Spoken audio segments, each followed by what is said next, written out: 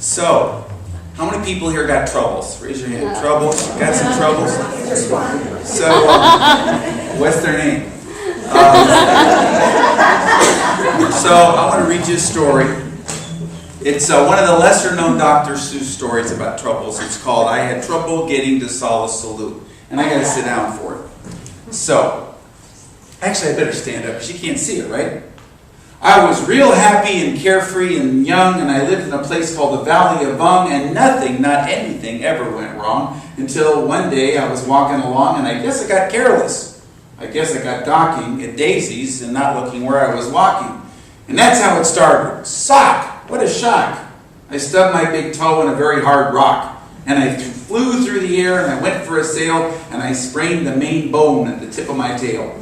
Now, I never had ever had troubles before. So I said to myself, I don't want any more. If I watch out for rocks with my eyes straight ahead, I'll keep out of trouble forever, I said. But watching ahead, well, it just didn't work. I was watching those rocks, then I felt a hard jerk. A very fresh green-headed Quilligan quail sneaked up from in back and went after my tail. And I learned that there are troubles of more than one kind. Some come from ahead, and some from behind. So I said to myself, now I'll just have to start to be twice as careful and twice as smart. I'll watch out for trouble in front and back sections by aiming my eyeballs in different directions. I found this to be quite a difficult stunt, but now I was safe both in back and in front. Then new troubles came. From above, then below. A scritch at my neck, a scrink at my toe. And now I was really in trouble, you know. The rocks and the quail and the scritch and the scrink. I had so many troubles, I couldn't even think. So there I was, all completely surrounded by trouble, when a chap mumbled up on a one-wheeler wubble. Young fellow, he said, what has happened to you has happened to me and to other folks too. So I'll tell you what I've decided to do. I'm off to the city of Solace Salute, on the banks of the beautiful River Wahoo, where they never have troubles, at least very few. It's not very far, and my camel is strong. He'll get us there fast, so hop on, come along. Troubles, troubles, troubles, troubles, troubles, troubles. I have to read this to you. Just troubles, troubles, troubles.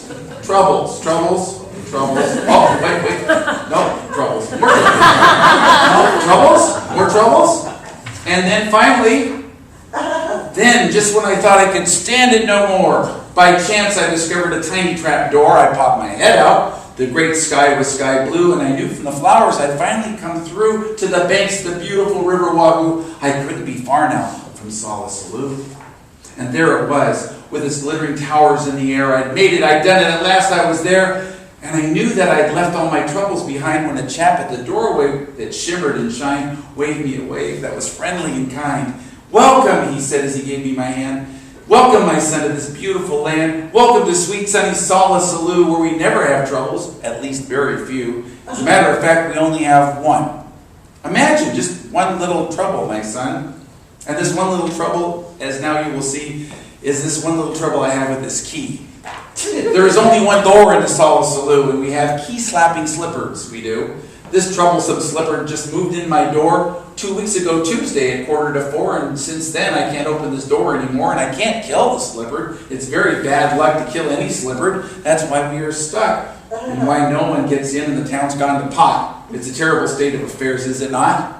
And so, said the doorman of Solace Salute, my job at the door is finished. I'm through, and I'll tell you what I've decided to do. I'm leaving, he said. Leaving Solace Salute on the banks of the beautiful River Wahoo, where we never have troubles, at least very few. And I'm off to the city of Bula Bubal, on the banks of the beautiful River Woowal, where they never have troubles, not any at all. Come along with me, he said as he ran, and you'll never have any troubles, young man. I'd have no more troubles, that's what the man said. So I started to go, but I didn't. Instead, I did some quick thinking inside of my head. Then I started home into the Valley of Vung. I know I'll have troubles, maybe get stung. I'll always have troubles. I'll maybe get bit by that green-headed quail in the place where I sit. But I bought a big bat. I'm all ready, you see. And now, all my troubles will have troubles with me. You got any troubles? I'm going to tell you about all my troubles. That's why I had to have a chair, because this is going to be a big deal, you know. We're going to have to talk about all these troubles. But when you have troubles, what do? Well, you got to get out of your conditioned mind into another level of consciousness. You got to get out of the level of consciousness in which you created the problem or which you dwell with the problem and get into another level of consciousness. And you say, well, how can I do that? Because this level of consciousness I'm in is loud and there's lots and lots of stuff that goes on page after page after page. And it's telling me things all the time and I don't know what to do about them. Well, I want to tell you about a guy named Michael Toms. He was the founder of New Directions Radio and he was given a terminal diagnosis. And he said to his wife, we have to open our minds to the idea that there is another possibility and that there's a difference between belief and faith. I couldn't really believe, he said, that there was another possibility. I really couldn't fully believe it, but that's the difference between belief and faith. Belief is a brain program. It's just our hardwiring. It's just the mundane stuff of the brain. But faith is on another level altogether. And faith is where you lift yourself up into a possibility that something else can happen. And he said to her, if we can just hold open that door to that possibility that something else could happen, why, that's faith and something will happen. And that led him, he said, to open up to that possibility and a total healing. And he went on to live for many, many more years. But there's the difference between belief and faith. Belief is that, there's this stuff that's going to go on in your mind. You're going to have all these chattery things going on and all these little sprints and sprinks and all these different things that make you thinks. Wow, that was pretty good. Yeah, wow. And yet, what do you do with those? You let them be because it's not where the answer is. The level is on another level. You've got to lift up into another level. And one way to do this is through something called the Golden Key. How many of you have ever read Emmett Fox's The Golden Key? Raise your hand. Well, did you know that he made up a condensed version of the Golden Key? And of course, he didn't copyright anything because he just wanted to do good in the world like Charles Fillmore. So it's available. We ran it off. It's right outside of Fellowship Hall, and it's this short. And it tells the whole thing. And basically, in short, all it is anytime you got a trouble, you get your mind off the trouble and you put it on God. That's all. And you get in trouble, you just keep thinking about God. He said, don't try to give God a form or anything. Just think about God. And he said, and if you can do this, it's the Golden Key. Why? Because it moves you from the level of the familiar, from the level of, the level of, oh, poor me, into what's in this for me. What's in this for me? Together? What's in this for me? When I was in ministerial school, my classmate's name was Stephen Sams. He was a retired restaurateur and hotelier from Jamaica. And later he went on to be the minister of the huge church in Kingston, Jamaica. But at that time, he rented a room in the same house where I rented a room, and I got to know him real well and got to eat his wonderful food. But he had something very interesting. Anytime something unfair would happen, and it often did when you're a student in school, there'd be an unfair assignment or grade or something would go on, he would draw himself up into his full 5 foot 2 inches of stature and boom out in a basso profundo voice, "What's in this for me?" Together? "What's in this for me?" And he would then, and I would be shocked at how well everything would turn out for him. Because he would see that no matter how unfair and how difficult the trouble, there would always be something in it for him. There was something that he would get out of it. At that period of time, I knew James Dilla Freeman very, very well, and he shared with me, and his wife Billy had Alzheimer's for 10 years, and he said that what was in it for him, he asked that question, what was in it for him in so many words, and what came to him was, his wife was a giver, and she needed to receive. And he said, I had the opposite problem, and my heart was telling me I needed to give. And so our souls were yearning for the opportunity, mine to give unconditionally and hers to receive unconditionally. And every time towards the end, if you sat down with her, she could do a perfect prayer with you. Perfect prayer, spontaneous and original. But the rest of the time, she didn't make sense. And then otherwise, she'd say, I love you, very lucidly. But she was plugged into that aspect of her being. But it was because he needed to give and she needed to receive. Look at your life. Where in your life? Have you ever been on the road to Solace Salou? I was on the road to Solace Salou. I'm going to tell you this story. This is something I've really hesitated to tell, but it's been so many years. And it's hard for me to tell about it because there's so many parts to it. I left out half of it, and of course we don't have time for all of it probably. But Lynn said, no, they really need to hear this. They need to hear this story because it's about all the troubles and all the problems and the spritzes and the sprinks that we went through in our lives. And I actually had to write down a lot of this because there's so much to it. And it's our experience is perfectly juxtaposed with the experience of Jane Elizabeth Hart. Now, Jane Elizabeth Hart is our spiritual teacher. She runs the Center for Enlightenment, and I'll share how she got that idea in a minute. But Jane Elizabeth Hart was Lynn's spiritual teacher, but how she started was she was a spiritual student on the spiritual path, had some incredible enlightenment experiences, and it led her to an experience where she almost died. She had a near-death experience. And her family was all gathered around her, and the doctor said, you know, she's not going to make it, you better say goodbye. And they didn't know she could hear them, even though she was in a coma. And she heard the doctor say, if her heart's still beating, there's still hope. And she had one of those experiences where she was given a choice between moving on to the next world or coming back and doing a specific dedicated work, and she chose to come back and do the work. Well, she was told that it would take 6 months before she could ever drive a car again. But 6 weeks later, she was driving a U-Haul van to Unity Village to do that work where she had received her guidance. See, what had happened is her daughter had gotten a college degree and was in her career, but she hated it. And she just said, you know, I want to work in a restaurant. That's what I want to do. So she went to apply for a job at Chi-Chi's. Remember that? They're out of business now. They were a Mexican chain. And she went to look for her appointment at Chi-Chi's, and she couldn't find the place on the way to Sala Salud. Sometimes you make a wrong turn. You don't know what to do. So there she was. She drove into a parking lot to ask for directions, and it was another restaurant chain. It was called Hula Hands. And she said, where's the Chi-Chi's? They said, oh, you don't eat there. You want to eat here? She says, I don't want to eat. I want to apply for a job. They said, well, you want to apply for a job here? We got jobs. No, I don't want to be a waitress. I want to be in management. And they said, we've got management jobs. So she just blew off Chi-Chi's and she applied at Hula Hands, and they hired her. But what she didn't know was their world headquarters was just, and by the way, Jane Hart didn't know where Unity Village was. It was, of course, in Missouri near Kansas City, and that's where Hula Hands headquarters was. And where did they post her daughter? The restaurant closest to Unity Village. So Jane Hart, 6 weeks after she got out of the hospital, she had a great job as a salesperson for IBM. She was going to have to pay back these incredible debts of her surgery and everything. But instead, she followed her guidance. She knew she had to go. 6 weeks later, she's driving this U-Haul big truck. And she went to Unity Village and moved in with her daughter.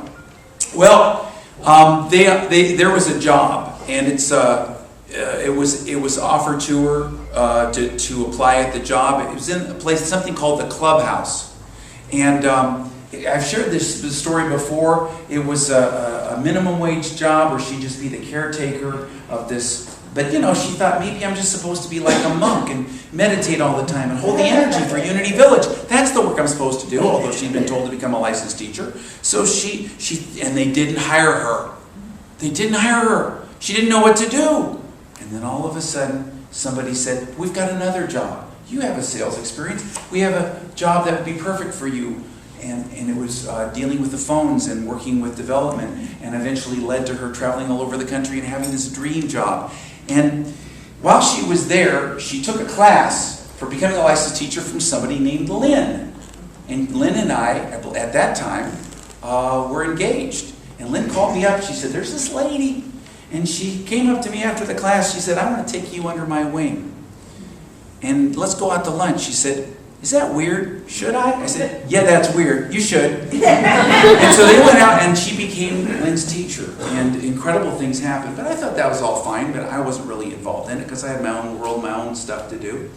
But anyway, so to go along with this, we had spent 6 years during that time in Florida. Then we were both guided. We moved to New Mexico. We had this wonderful small church. It was bigger than this church, but it was a smaller church. And we downsized our lives from the church we'd had before. And oh, it was so wonderful. I thought it was so great. And as time went on, I began to talk more and more and more with Jane Elizabeth Hart.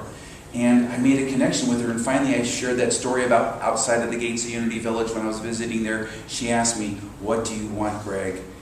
And I said, "I want to serve God." She said, "Don't you think you ought to get to know God first?" And I made my dedication that I would live the rest of my life out of getting to know God as well as to love and serve God. And my life changed in an instant. And very soon thereafter, she said that she had sat at the Silent Unity prayer service at 11 o'clock and saw, while during the silent meditation, an 8-sided figure and the word Center for Enlightenment. She didn't know what it meant. Well, it turned out, after working with it for weeks and months, that it meant that she was supposed to start her own organization called Center for Enlightenment. She didn't know how she was going to do it, what she was going to do, but she said, the Unity Village Chapel, our world headquarters, and this is getting to some pretty juicy stuff, was open. And she said, "Greg, you need to come up here and apply for it.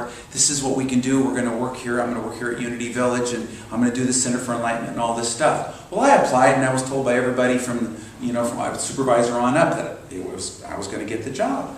Week after week after week, nothing happened. I didn't hear anything, and I'm thinking, what's going on? Well, interestingly enough, a nearby church, much bigger church in Overland Park, Kansas, kept calling me. They kept having my friends call me. They had 4 different phone calls saying, "Will you please apply?" They found out about me being available because I applied at Unity Village Chapel. I didn't want to go there. Linda taught Sunday school there, and their minister was an icon. She was a great minister. Her congregation adored her. Her name was Mary Owenwake. She was fantastic. And so, but she left in, some pretty tough situations with some staff members, and the staff was still there. And I was going, "Oh no, I wouldn't touch that one anyway." So anyway, what happened was, Unity Village, finally, when we were there at Unity Village visiting Jane Hart, got the phone call, and they said, "You didn't get the job." Well, I didn't get the job. Immediately I picked up the phone, called over the park. I said, "I'm in." So I applied. Well, that's not the end of the story. It's another twist, because I had to give notice at the church I was serving, because here I was looking at other churches, and it was time for me to do that. And then after I did that, I find out, I get a phone call that another one of the candidates is this wonderful minister who's a good friend of mine.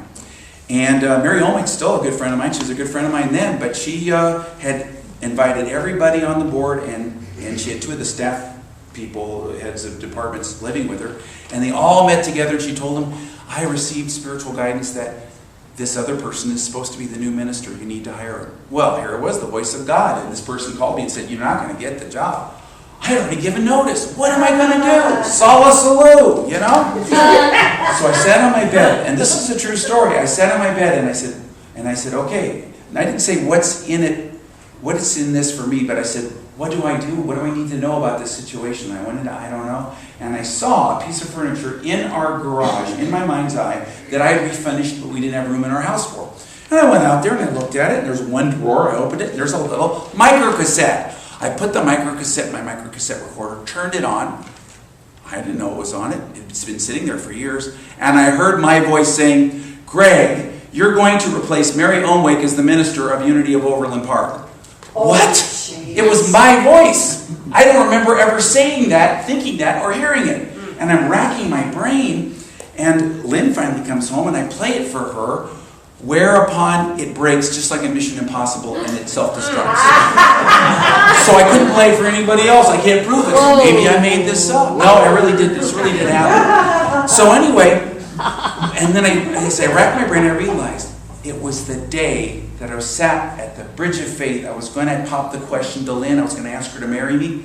And as I was sitting there in deep meditation before she showed up, I got that guidance, set it in my tape recorder, and then forgot all about it and all the excitement about us getting married and all the other things in the stories that I've told you over and over again about that. So I figured this is a sign, but how's this going to happen? Because this other minister's great. He's already been crowned, coronated, and it's done, His wife was a midwife. State of Kansas had archaic, very primitive laws that would not allow her to do her practice, and she went to him and she said, "Sorry, we're not moving because I can't do my practice." And so he went off and he did other things and did great work. And so I ended up there. Well, it was a tough situation because you follow somebody who's really adored at that level. And you had some conflicts on the staff. But you know what? I didn't have to fire a single member of those people. Anybody who needed to leave left on their own. New people came in. We had a wonderful experience, whereupon Jane Hart had started the Center for Enlightenment. Twice a week, she would have classes in the silent meditation we do on Tuesday nights based on her silent meditation.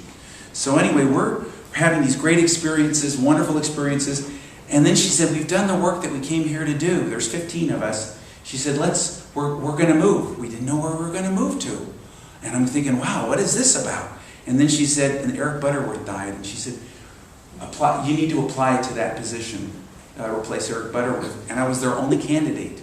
And I was brought back twice. And the second time, this is an interesting thing. Well, first of all, we had to get rid of all of our stuff. Remember I told you we got rid of all of our stuff? We got rid of all of our stuff because we're going to live in New York City with all this stuff, a house full of stuff. So we got rid of all of our possessions. Remember Jesus saying that the person who's possessed by their possessions can't enter the kingdom of heaven.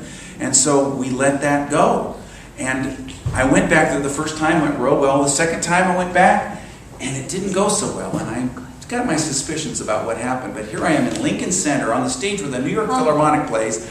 And the feedback was so bad that if I did anything more than just barely this, it fed back. So I gave my entire talk in Lincoln Center. Thousands of people like this. I had somebody there that knew me said, "What's wrong with you, Greg? Are you sick?" And the board was not, so the whole thing was really interesting. And then Jane Hart told me when I got back, she says, "I'm not going to New York City. I'm going to go to Warren, Michigan." And I went, "What?" The whole thing was a setup because during that time, I learned how I listened to Eric Butterworth's tapes. I learned how he gave talks. I learned how he challenged people. I learned, it honed my skills. It was like going to graduate school. And also, we let go of all of our attachments. The only thing is that she's moving to Warren, Michigan, where she came from. What's that for me? So I'm talking to her on the phone. She's telling me about it. I put up on my computer screen, Warren, Michigan is open that day. And they send me a thing in the mail, and their mission statement was my personal mission statement. But there's a little problem there. I mean, you think it's going to be tough to follow an iconic figure like Mary Ellen White or an Eric Butterworth who died. Their minister that the board had fired, and this is all public knowledge, so I'm not talking out of school, was Marianne Williamson. How many of you have read her books? Marianne Williamson. So imagine, you're sitting there, this is your favorite author, you absolutely adore, and the board's fired her. And so all this, whoa, stuff is going on and everything, and I knew it was going to be tougher than Salt La Salou. Well, we went there, and Jane Elizabeth Hart had her services, we did our things. When we got there, they didn't have enough money to even, they were a year behind in paying their debts to Unity Village. They couldn't even order a book from Unity Village. They were in such desperate straits. Within 3 years, they had $1 million in the bank. However, some decisions were made that they wanted to go back to the past ways of doing things, and then they ended up wanting to model their church after the Willow Creek Church out here. And I said no to both of them, and I knew this wasn't going to be working out. In the meantime, the whole time, we knew we were there. Our 15 people who had moved there from all over the country to be with Jane Hart and to do this work, we knew we had a work to do. We didn't know what it was. Things were starting to get shaky, and they'd been in depression there since 2007, economically. And so the idea came through to do a prayer and a vigil and a whole celebration to lift up, I Lift Detroit in Prayer, to lift up the economy. So we did this thing. And it turned out to be the day after their mayor, Kwame Kilpatrick, who just was sentenced to 30 years in prison, resigned. And the day before, Lehman Brothers crashed and the whole recession started. It was exactly at that time. 1,000 people showed up. All the media was there. Obama stood in front of the sign. The Governor, Jennifer Granholm, talked about it. The whole media was there. And what it did was open up a vortex of energy and create a consciousness that opened up hope for people to go through a tough time. And boy, did they go through. It was tough here, but it was way tougher there. And after that, everything just shut down for us, and we were ushered out the door, and then things started opening up. What are we going to do? Well, here I was. I'd served in a couple of huge churches, and I'm thinking, in 1 week, 3 churches slammed in, and were really unpleasant kind of communications. And I realized, what is this about? And I realized, I'm not supposed to do this. And it opened me up to another possibility. See, sometimes to move to that next level of possibility, you have to have a disappointment or have something close before a new door can open. And for many people, and I'm just going to get off my story a little bit, many people, it's going into recovery. We had a church in Florida in what the New York Times called the recovery capital of the world. Delray Beach, Florida. It has the biggest women's drug treatment center in the world. And Kitty Dukakis, Michael Dukakis' wife, worked there, and it was huge. And they had a requirement. Every person who went to that treatment center in rehab had to come to our church one time. It was required. And it wasn't because any of them went to our church, because none of the people that worked there did that we knew of. It's because they wanted people to have an experience of God that was welcoming and open and friendly and wasn't like the abusive things of their childhood. So a good third of our congregation had come in through these there are many treatment centers there. They did a poll. They said a quarter of the people in that town were there because they'd gone there for rehab. It was an incredible experience. But anyway, so people go into these teachings often because of a door being slammed in their face.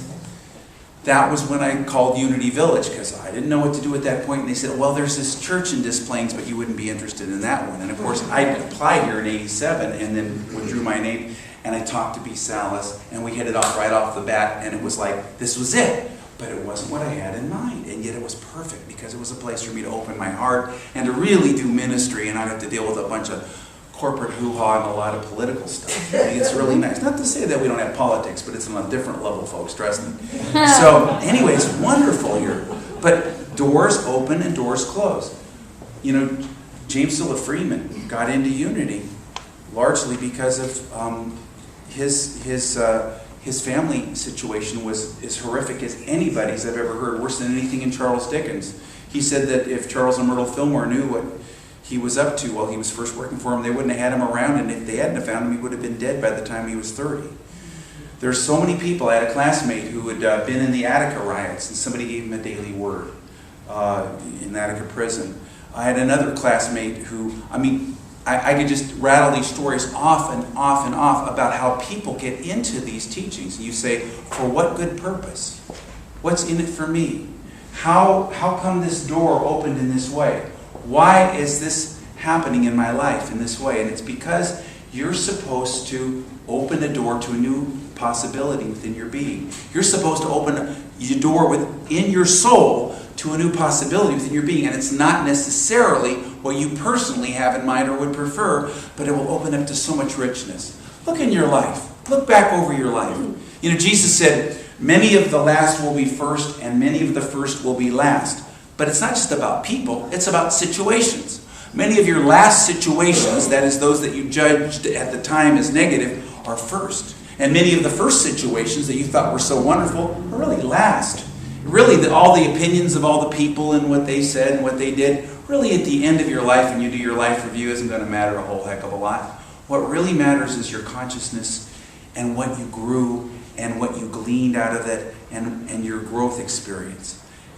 He also, and remember what Joseph said in Genesis to his brothers, you meant it for evil, but God meant it for good. Situations that look really dark and diabolical can be turned to good and actually lead in the direction if you work it right. So asking that question, what's in it for me, is important. My best friend at the time that I was in ministerial school was a middle school teacher. And he was really burned out on his career. He had loved it very much, but he had something that had disillusioned him. What happened was there was a 13-year-old girl, and he'd given her an F because she hadn't done a lick of work in the class, and she said, if you don't give me a C, unearned, I'm going to get even with you. And he just laughed, but he spent the next 6 months dealing with her false accusations. He was totally cleared, but by the end of it, as you can imagine, he was very disillusioned, and he looked at his life and he thought, you know, I just don't have what it takes to teach. Especially there were 5 boys in his class that he couldn't reach, no matter how hard he tried, and they just had no motivation, and he knew they had potential. Well, I told him the story. He went into this meditation, and he said, okay, what's in this for me? And what came into his mind was a picture of him and those 5 boys climbing up the nearby mountain there in California, Mount Diablo, hiking up a trail. And he wondered, what's this about? But he thought, I got nothing to lose. So he invited the 5 boys to go on a Saturday hike with him, telling them that they were special students that perhaps hadn't fulfilled their potential, but he'd love to get to know them better and talk to them. And to his surprise, all 5 said yes. They went hiking up the mountain together, and he talked to them. And afterwards, they blossomed. They began to apply themselves. Their grades raised. And he did this year after year after year, the word got out, and by the end of 10 years, the superintendent of schools was hiking with him. And it became something that they incorporated into the school district's curriculum, and he got a new vigor and a new life and a new aliveness in his career. But it was the very negative thing that opened up the door for it. And he realized also that he had been way too attached. He needed to distance himself emotionally from his work, but do his work with a more of a detached spirit. And that was healing for him as well. So asking the question, what's in this for me, can often open up a door to a new possibility and can move you from that belief level where you've got your brain doing this and this to that faith level where, as Jesus said, with human means it's impossible, with God all things are possible. So let's take this into prayer right now, okay? So take a deep breath and let it out. And if you have anything in your hands, just let it go, any pencils. Just be still and open up. And this time we're going to create a new room. It's called the New Possibility Room.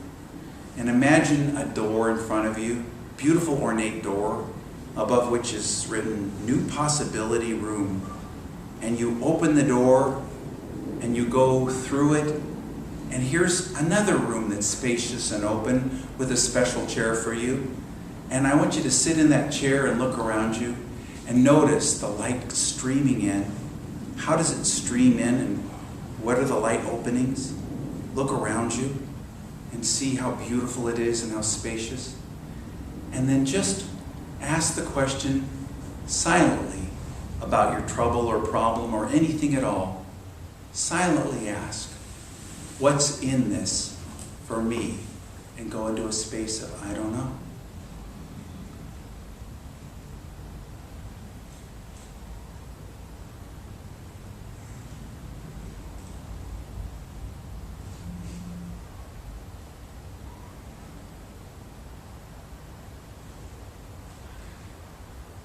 And you don't need to hold on to the need to consciously have any thought or awareness. Know that the energy and the light and the aliveness itself is sufficient to download you with that guidance that you need. Because you're going to know exactly what you need to do. As you're sitting here in this new possibility chair, you're going to know exactly what to do, how to do it. Wonderful new opportunities will happen to you. Someone will hand you something. They'll turn something on the radio or TV and it'll give you the guidance. A book will fall off the shelf into your hands. Something will happen and you will know what to do. You can trust this.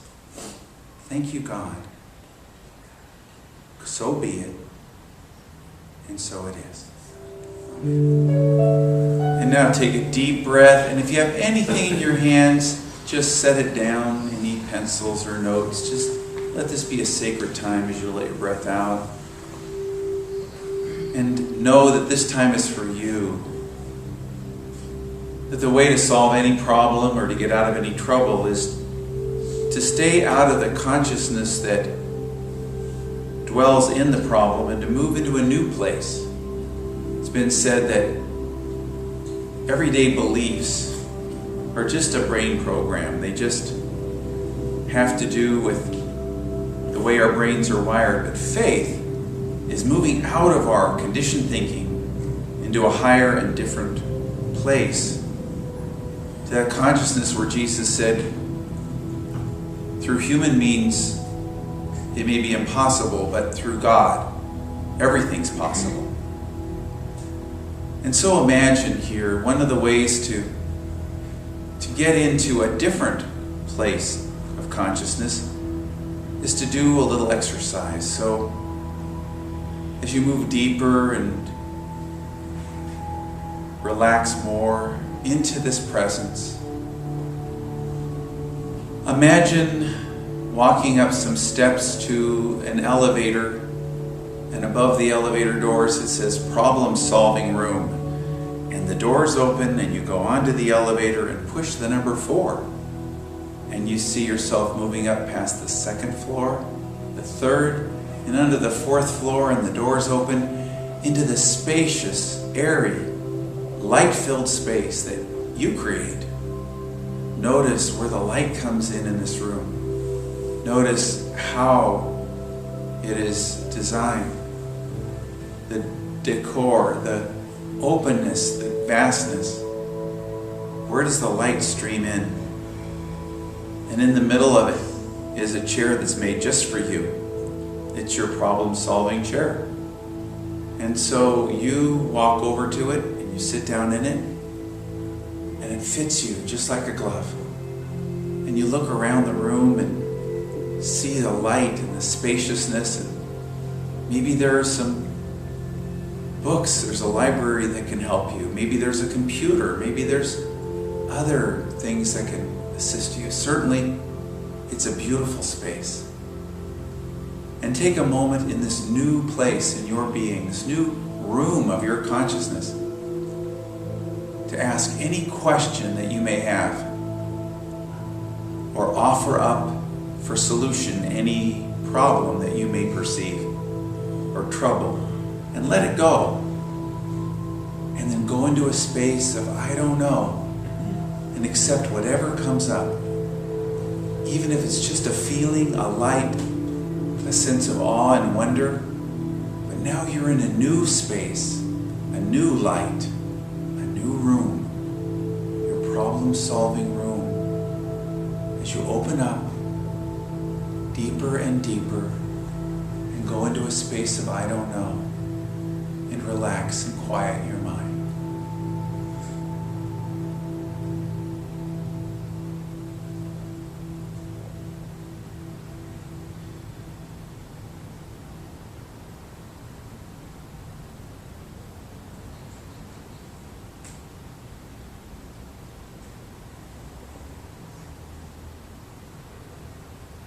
The beauty of this exercise is that you don't have to have any conscious awareness of any answer. You just know you've received it. You have been downloaded, so to speak, and you've received what you need. Light, energy, protection, guidance, love, loving energy, warmth. And so with gratitude, you step down off the chair and you move to the elevator and you go back down to your 3, 2, and 1 in the elevator, and you get out. You have a new sense of enthusiasm and vigor, and a sense that you're going to be surprised by how well everything's going to work out. New possibilities have opened up for you in this problem-solving room. You moved out of your common everyday belief into a place of faith, a place where a new possibility can live. So be it, and so it is.